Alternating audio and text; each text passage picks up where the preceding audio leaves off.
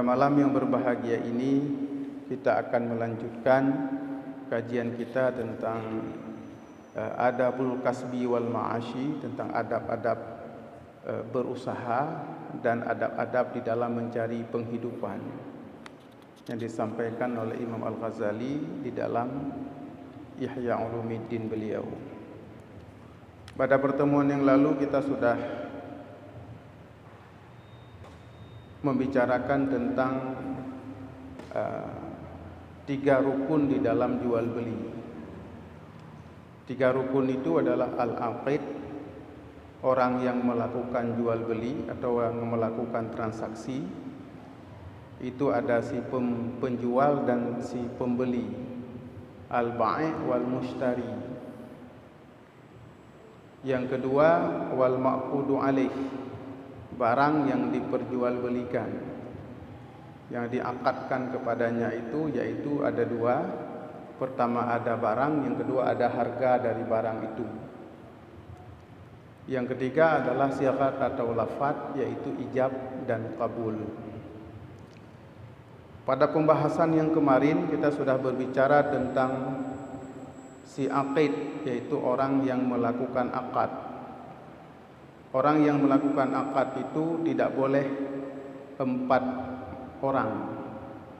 Yang pertama, yang bagi litajiri alla yu'amila bil bai'i arba'atun.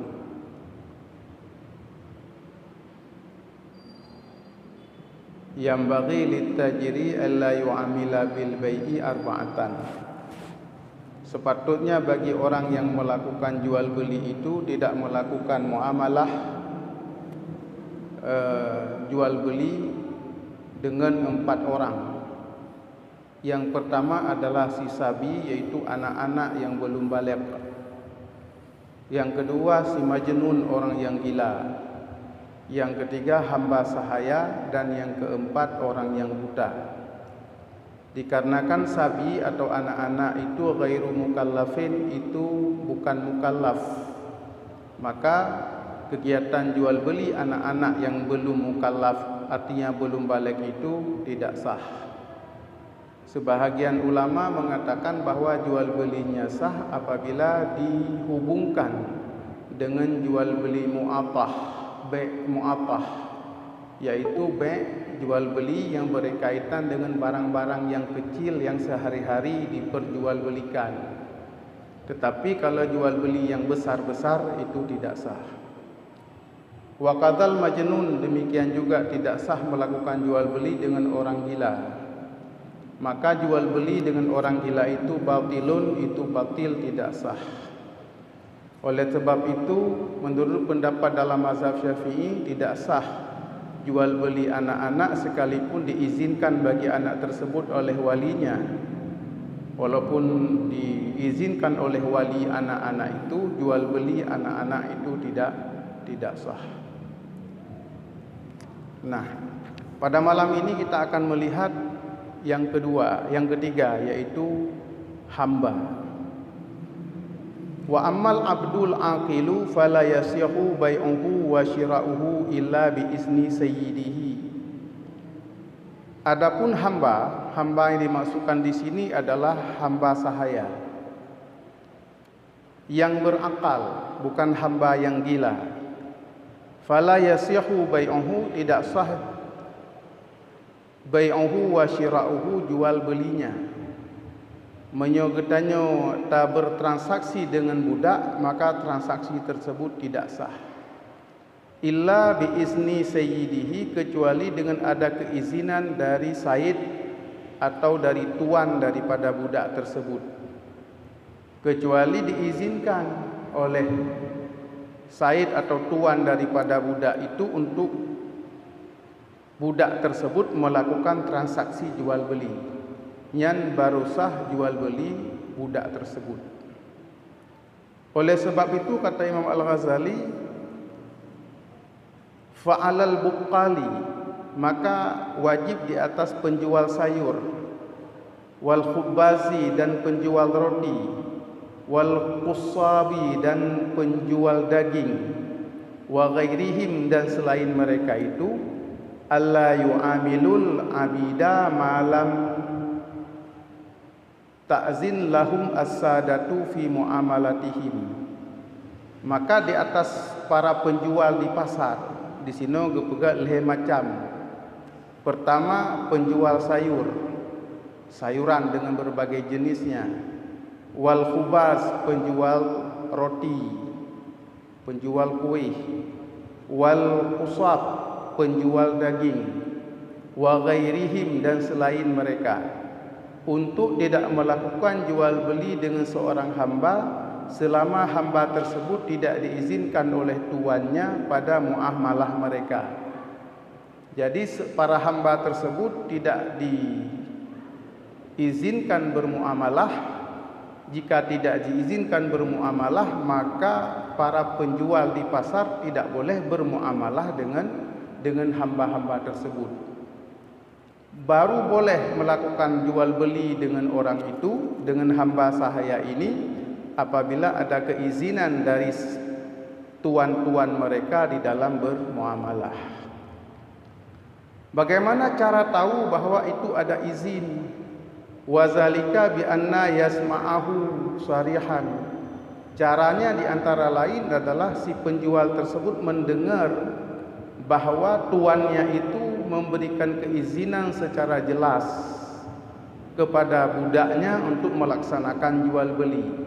Maka itu sah jual beli budak tersebut dengan orang yang ada di pasar itu. Au yantashiru fil balad annahu ma'zunun lahu fi syira' li sayyidihi. Atau masyhur, berkembang viral informasi di dalam negeri tersebut bahwa budak tersebut diizinkan bagi budak itu di dalam jual beli bagi saidnya. Yang itu boleh. Maka boleh orang yang berdagang melakukan transaksi dengan budak tersebut apabila berkembang informasi yang populer, yang masyhur, yang viral, untuk diizinkan melakukan jual beli. Fa yu'awwalu ala istifadati, maka para penjual itu boleh berpegang di atas informasi yang beredar tersebut, au ala qaulin ala qauli adlin yukhbiruhu bidzalika, atau berpegang di atas pendapat orang yang adil, yang orang yang adil tersebut mengatakan bahwa ada keizinan bagi budak tersebut untuk melaksanakan jual beli untuk saidnya atau untuk tuannya. Fa in amalahu bighairi izni said fa aqduhu batilun. Maka jika para pedagang bertransaksi jual beli dengan budak tersebut bighairi izni said, tanpa izin dari tuannya, fa aqduhu batilun, maka akadnya itu tidak sah, akadnya itu batal. Ini hanali bak katanya, hana temu kali kasus di mana ada budak yang melakukan jual beli bagi hambanya. Yang kasabo. Jadi tidak sah melakukan jual beli dengan budak yang tidak diizinkan oleh saidnya atau oleh tuannya untuk melaksanakan transaksi jual beli. Dan nalom yang dipegang oleh Imam Ghazali yang lain. Ini takalan yang lain. Wa amal a'ma, adapun orang buta, ciban gedanyo tak bertransaksi atau tak mekat dengan orang buta, dengan penyandang tunanetra. Fa innahu yabi'u wa yashtari ma la yura fala yasihu min dzalika. Maka sesungguhnya orang yang tunanetra itu ya, itu menjual dan membeli sesuatu yang dia tidak bisa melihatnya. Fala yasihu min dzalika, maka tidak sah hal itu. Jadi yang orang yang tunanetra hansah gemu belau, pekan karena barang yang gemu belaunya handi kekalan legoknya. Handi kekalan. Sehingga hansah tak laksanakan jual beli dengan orang yang tunanetra. Oleh sebab itu ciban caraji falanu amaruhu bi ayyi wakila wakilan basiran liyashtariya lahu yabi'a. Caranya hendaklah katanya menganjurkan kepada orang yang buta tersebut untuk mengangkat si wakil yang bisa melihat. Ganyang dipercayakan orang lain, apakah keluarga ke, apakah ngen ke, yang deh kalan untuk membeli atau untuk melakukan, untuk menjual. Jadi orang buta ciban, orang butanya cara egoknya mengasah jual beli ngengoknya, orang butanya atau orang penyandang tunanetra tersebut mengangkat wakil yang bisa melihat supaya wakil tersebut melakukan akad jual beli untuknya dengan orang lain, apakah membeli atau menjual.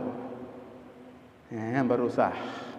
Fayasihu tauqiluhu, maka sahlah mewakilkan orang yang buta tersebut kepada orang yang bisa melihat. Payahna penuntun nya nak beli barang tiat gelung, barang pulan. Orang yang dipercayai lekoknya, orang yang dipercayai oleh penyandang tunanetra tersebut itulah yang menjadi wakil si tunanetra ini untuk melaksanakan jual beli. Nyambah hukum ji sah, horat sah rat karena si wakil tersebut dapat melihat barang yang dijual dan dibeli. Wa yasihu bai'u wakili, maka sahlah pembelian atau penjualan si wakilnya orang yang tunanetra tersebut. Nya hukum kepada orang yang handih kalan. Maka sinan ke terjadi hukum bahawa benda yang handih takalan nyo hansah ublau, hansah blau mublau bak benda yang handih takalan. Ciban sit menyo benda yang hana dike katanya, maka disebut dengan jual beli al-bai' mausufun fi zimmah, jual beli yang karakter barang tersebut disebutkan. Nyo neblau barang pulan, warna pulan, bentuk jih pulan, berat jih pulan, warna jih pulan. Ilung pesan barangnya nyan jeut nya gekeun bai' al-mausufu fi zimmah, jual beli yang diwasafkan, disifatkan dalam tanggungan. Barang hana iku katanya, tapi tak pesan barangnya dengan ciri-ciri tertentu yang tersebutkan dengan detail terhadap barang tersebut. Bayan baru sah. Menyo barang yang hana entah. Maka nyo gepegah terhadap urang tunanetra yang melaksanakan akad jual beli hansah, cara jih mengasah adalah igoknya geangkat wakil untuk menjadi wakil goknya untuk melaksanakan jual beli. Bahkan supaya baik tertipu di dalam jual beli tersebut. Jadi walaupun khilaf, perbedaan pendapat para ulama yang mengatakan, sebahagian mengatakan pendapat yang kuat, pendapat yang dipegang dalam mazhab Syafi'i tidak sah jual beli dengan orang yang tunanetra kecuali dia mengangkat wakil. Pendapat yang sah mengatakan sah, tetapi syarat jih ahwate goknyan geterima barang payah getunjuk urang lain tit kalan tiat barang yang lumblonya. Kalan tiat barang yang wate gekabat wate geterima barang harus getunjuk sit urang yang mampu melihat barang. Jadi payah pakai wakil sit akhir jih. Walaupun pada akad jisah menurut pendapat yang mengatakan sah, tetapi wate gekabat wate geterima barang juga harus nak urang yang bisa melihat barang tersebut sebagai pengganti goknya. Mbaknya kepada urang buta. Fa in amalahu tajiru bi nafsihi fal muamalatu fasidatun. Maka jika seorang pedagang itu bermuamalah dengan orang buta tanpa wakil, fal muamalatu fasidatun, maka muamalahnya itu tidak sah, fasid. Jadi tidak sah jual beli di antara orang yang mekat dengan orang buta. Apabila orang butanya hanya angkat wakil di dalam jual beli nya. Gero gak mublau, gero gak kublau barang, dro gak mublau, dro gak mekat dan sebagainya nyanan sah. Wa ma akhadahu minhu mazmunun alaihi biqimatihi. Menyo getanyo yang mekat tapu belo barang ke urang buta, ke urang tunanetra, barang yang gecok, barang yang tacok leh urang yang mekatnya, nyan tanggungan getanyo. Gejok peng 100 ribu kalau tak mekat barang ke. Maka pengnya tanggungan bak getanyo urang yang karena jual beli hana sah buno, getanyo pada tertanggung pengnya, pada jaga pengnya. Ban. Kemudian wa ma sallamahu ilaihi aizan mazmunun lahu biqimatihi. Menansit barang yang katajuk ke gotnya ke urang yang tunanetra nya payah tanggung le getanyo tit. Payah tanggung tit. Karena jual beli hana sah buno. Getanyo gelarang jual beli dengan urang yang tunanetra, kata apa jual beli. Nyan payah tanggung. Peng yang gejuk le urangnya le tunanetra nya ke getanyo payah tanggung, payah jaga, payah rawat, menyogadah payah bayu, menansit barang yang tajuk bagotnya. Barang getanyo yang tertajuk bagotnya nyan hana menjadi tanggungan urang yang tunanetra tersebut. Tanggung urang yang mekat, apakah enggak poblo. Ban. Nyan kepada urang yang tunanetra. Nyan sama dengan pendapat yang mengatakan hansah jual beli yang gaib, barang syira'ul gaib, membeli barang yang tidak ada di tempat, kecuali dalam bentuk salam, bentuk inden, yaitu menyebutkan sifat-sifat barang, yang sifat-sifat barang tersebut tersebut dengan detail, tidak mudah berubah, tidak berubah bentuk, tidak berubah berat dan sebagainya. Nyanjit apa sah? Walaupun barang hanya ikut katanya, wate katruk barang tak pegat akad. Wate katakalan barang. Lagi pembelian online lewatnya, wate katruk barang tak lakukan akad. Yang intinya wate barangnya berdeh takalan. Menyohana deh takalan wate akad, berarti deh takalan wate truk barangnya bak katanya. Menyohan deh takalan, maka tak angkat orang lain untuk kalan jika kalan dia barangnya sebagai wakil katanya apabila katanya bersifat tunanetra. Yang syira'ul gaib, membeli sesuatu yang gaib, hana deh takalan, barang yang hana saja katanya. Berarti hukum jual beli terhadap penyandang tunanetra tidak sah kecuali dengan mengangkat wakil oleh penyandang tunanetra tersebut untuk bertransaksi di atas nama orang yang tunanetra tersebut.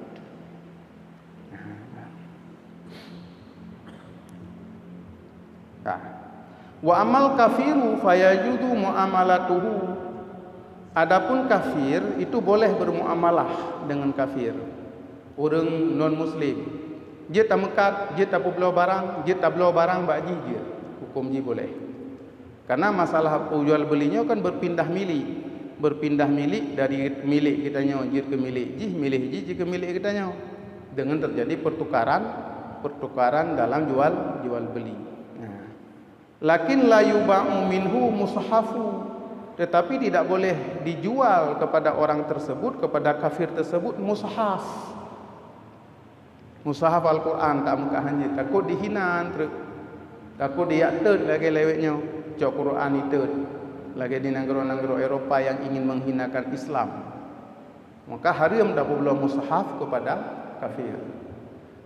Menanti kepegah naik pegah kitab-kitab hadis hanjit pula ke awaknya, naik pegah kitab-kitab fikih hanjit pula kepada awaknya, takut untuk terjadi penghinaan terhadap sesuatu yang dianggap suci di dalam Islam. Walal abdul muslimu, dan menansit hansah tapuplo kepada orang kafir seorang hamba yang muslim. Mesena hamba sahaya Islam, nya hanjit tapuplo ke kafir, karena akan terhina dia di bawah kekuasaan kafir.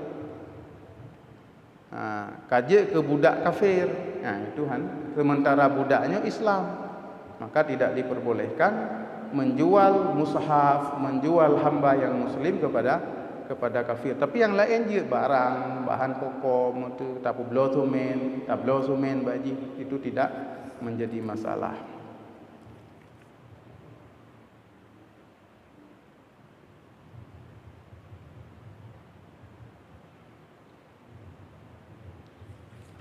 Lenyap pula wala yuba'u minhu silahu, dan tidak dijualkan kepada kafir itu pedang, senjata hanji kublo. Apa belo budi hanji ke kafir. Ingkana min ahlil harbi, jika kafir itu daripada kafir harbi, kafir yang sedang dalam keadaan permusuhan dan peperangan dengan Israel. Nya hanji kublo bude, dia kublo berbentuk yang menjadi alat persenjataan hanjir. Karena apa kan? Karena senjata, pedang dan segala macam sudah pasti dipergunakan untuk berperang, dan musuh awalnya adalah orang Islam. Maka tidak dibolehkan melakukan jual beli dalam bentuk persenjataan dengan orang-orang kafir dari kalangan ahlil harbi, yaitu kafir harbi, kafir yang status mereka sedang dalam kondisi memusuhi dan memerangi umat Islam. Fa'in fa'ala fahiya muamalatun mardudatun.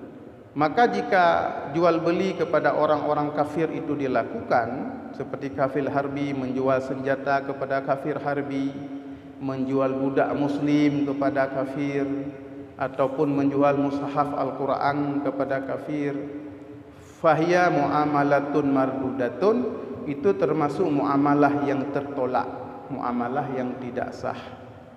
Bukan hanya itu, bukan hanya tidak sah, wa huwa asin biha rabbahu, dan orang yang melaksanakan jual beli tersebut bermaksiat dengan muamalahnya itu akan Tuhannya. Maksiat.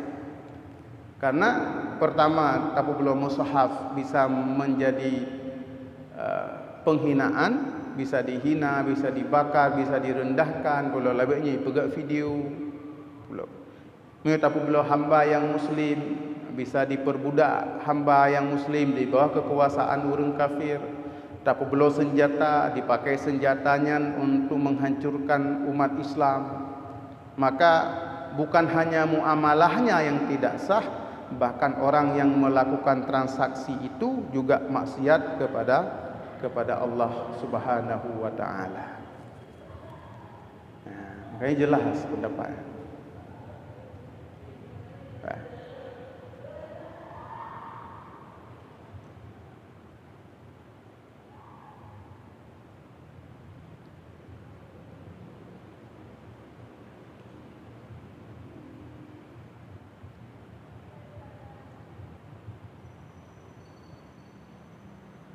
Maka kepegah di dalam Imam Rafi'i, kepegah dalam akhir kitab jual beli.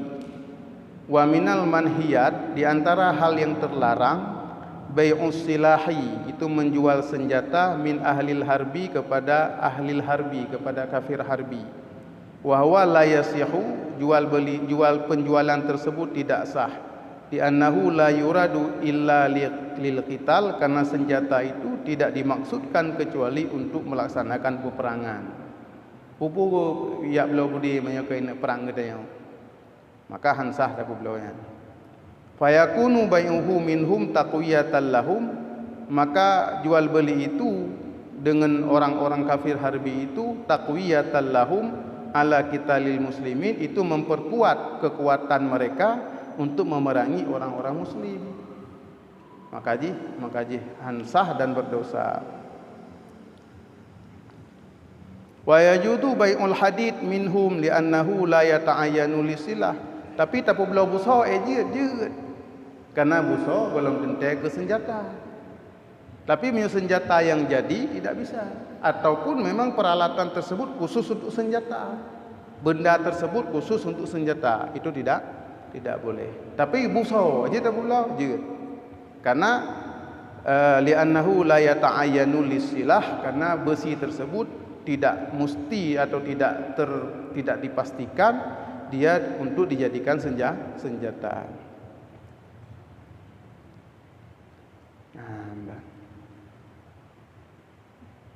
Nanti nyeleweknya kan cukup pentingnya selama kekejaman Israel laknatillah yang kepada bangsa Palestina, kepada orang-orang Islam di Palestina yang sangat biadab, maka untuk dapat tegas bahawa orang nanggolo Islam tidak melaksanakan muamalah dengan Israel dan perusahaan-perusahaan, produk-produk yang memiliki hubungan dengan Israel. Karena taqwiyatan lahum, karena memperkuat mereka.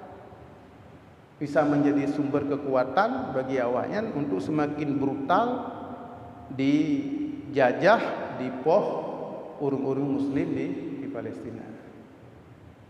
Maka beberapa perusahaan awak yang memiliki afiliasi ya, kayak gantonan, karena terjadi pemboikotan di daerah-daerah atau di tengah-tengah umat Islam. Karena pasar paling besar juga termasuk umat Islam. Jadi nyata boikot akan terasa pada perekonomian mereka. Ya.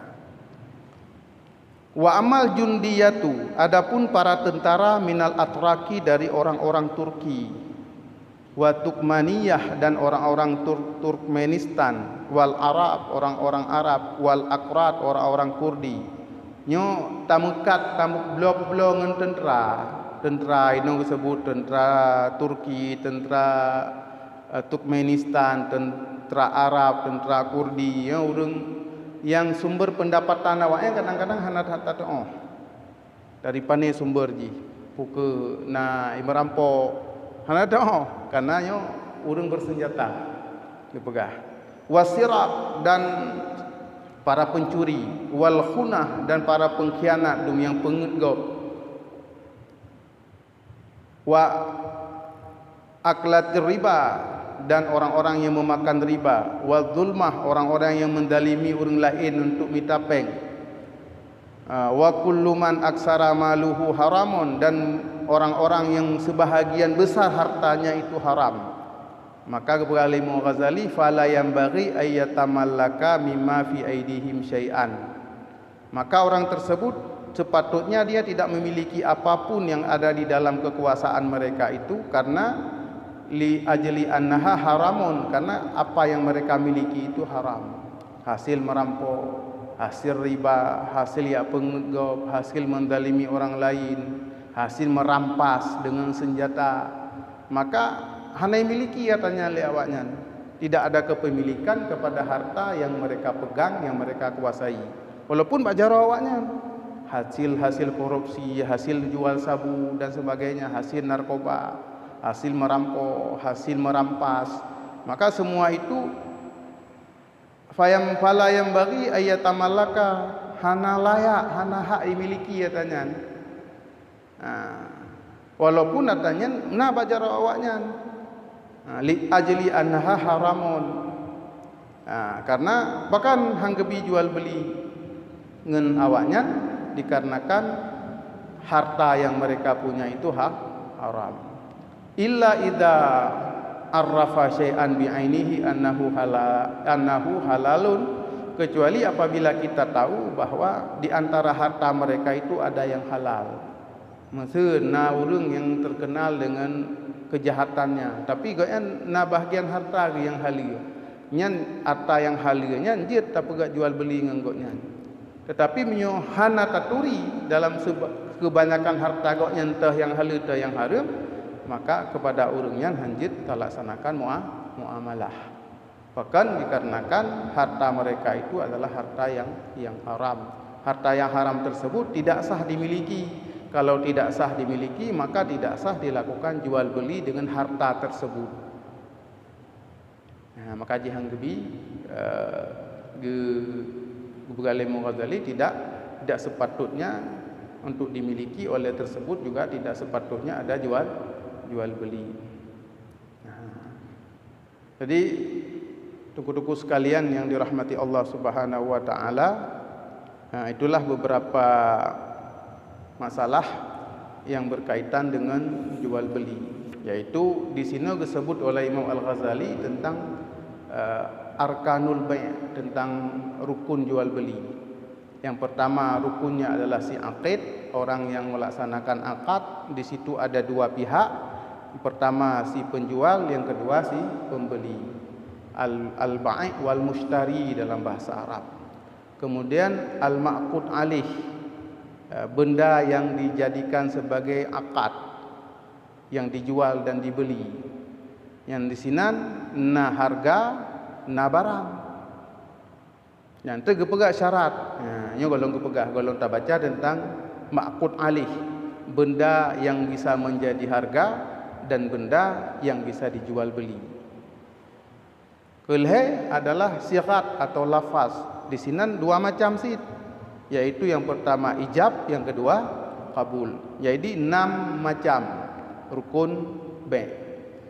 Pertama, orang penjual dan pembeli, ada harga, ada barang, itu sudah 4. Dan yang kemudian yang kelima adalah ijab, yang ke-6 adalah kabul. Kita kumpulkan menjadi heboh rukunji. Pertama, orang yang melaksanakan akad atau si akid, yang kedua ma'qud alih, dan yang ketiga sigat atau lafaz.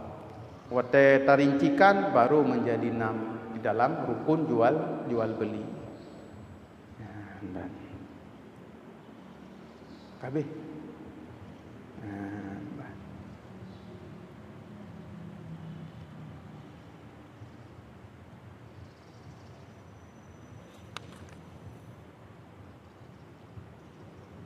Jadi yang le bagi tanya kan dalam pasar kena nya urang tunanetra biasa ji nangan ke. Otega mu bloyan ge blo le urang yang ba ke kan. Le kait ke urang yang menuntun kok nyan.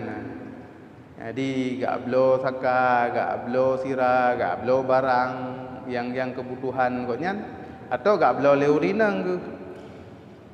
Kau yang gejuk peng mentang, hana gak mublo kero tu. Makanya hana masalah karena kongonyan yang melakukan muamalah, tapi oleh orang yang menjadi wakil gonyan atau orang yang dipercayai oleh gonyan untuk melaksanakan. Demikian tuku-tuku sekalian yang dirahmati Allah. Pada minit. Nah pertanyaan? 5 minit tu kah? Nah pertanyaan? Ana. Ini hana moderator. Tunggu-tunggu sekalian, para jamaah yang dirahmati Allah Subhanahu wa taala, demikianlah pengajian kita pada malam yang berbahagia ini tentang adabul kasbi wal ma'ashi, adab berusaha dan mencari kehidupan, yang disampaikan oleh Imam Al-Ghazali. Mudah-mudahan ada manfaatnya kepada kita semua dan kita bisa melaksanakan transaksi jual beli muamalah kita sesuai dengan pedoman syariat yang telah ditetapkan di dalam agama. Demikian, mohon maaf atas segala keterbatasan, mohon maaf juga atas segala kekhilafan dalam menyampaikan materi pada malam yang berbahagia ini. Kalau ada yang keliru dan salah, marilah kita rujuk kembali kepada guru-guru kita yang mu'tabar. Wallahul muwafiq ila aqwamit thariq. Wassalamualaikum warahmatullahi wabarakatuh.